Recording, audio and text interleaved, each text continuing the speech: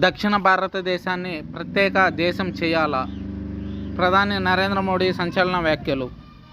మోడీకి గ్యారంటీని చూసి విపక్షాలు భయపడుతున్నాయని ప్రధానమంత్రి నరేంద్ర మోడీ విమర్శించారు. ప్రజలకు ఇలాంటి వాగ్దానాలు చేయకుండా తనను అణిచివేయాలని చూస్తున్నారని ఆరోపించారు. బీహార్లోని నవాడాలో ఆదివారం జరిగిన బహిరంగ సభలో మోడీ ప్రసంగించారు. కాంగ్రెస్ చీఫ్ మల్లికార్జున ఖర్గే మాట్లాడుతున్న భాష దేశాన్ని విభజించాలనుకునే వ్యక్తుల ఆలోచనను ప్రతిబింబిస్తోందన్నారు. ఆర్టికల్ 370పై ఇటీవల ఖర్గే చెప్పిన మాటలు విని తాను సిగ్గుపడుతున్నానన్నారు. కాంగ్రెస్ జాతీయ అధ్యక్ష పదవి అంటే చిన్న విషయం కాదు. అలాంటి పదవిలో ఉన్న వ్యక్తి ఆర్టికల్ 370కి రాజస్థాన్తో సంబంధం లేదని భావిస్తున్నాడు. జమ్మూ కాశ్మీర్ దేశంలో అంతర్భాగం కాదా?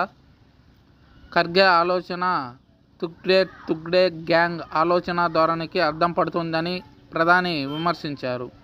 రాజస్థాన్, బీహార్ సహా దేశం నలుమూలల నుంచి భద్రతా సిబ్బంది జమ్మూ కాశ్మీర్లో ఉగ్రవాదులతో పోరాడుతూ తమ ప్రాణాలను అర్పించారని మోడీ పేర్కొన్నారు.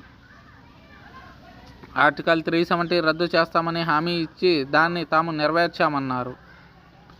కాంగ్రెస్ పార్టీ ఎన్నికల మేనిఫెస్టోలో బుజ్జగింపు రాజకీయాలు ఉన్నాయని, ముస్లిం లీగ్ సూచనల ప్రకారం దాన్ని తయారు చేసినట్టు అనిపిస్తోందని ఎద్దేవా చేశారు.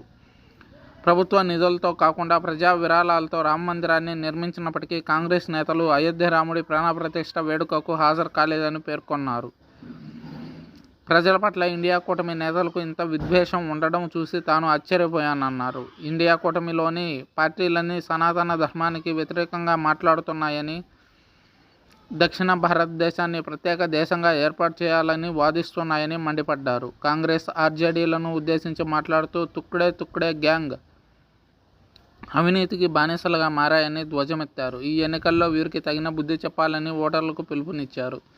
ఇక రాజస్థాన్లోని జైపూర్లో జరిగిన ఎన్నికల ర్యాలీలో కాంగ్రెస్పై ప్రధాని మోడీ నిప్పులు చెరిగారు. ఇండియా కూటమి రాజ్యాంగం గురించి మాట్లాడుతుంది. బాబాసాహెబ్ అంబేద్కర్ విధానాన్ని జమ్మూ కాశ్మీర్లో ఎందుకు పూర్తిగా అమలు చేయలేకపోయారు? ఈ 70 సంవత్సరాలలో వాళ్ళు చెప్పాలి అని ప్రశ్నించారు ప్రధాని మోదీ. బీజేపీ నాయకులు నోరు తెరిచి మాట్లాడితే కాంగ్రెస్ పార్టీ నాయకుల బట్టలు ఊడిపోతాయని ఘాటుగా స్పందించారు.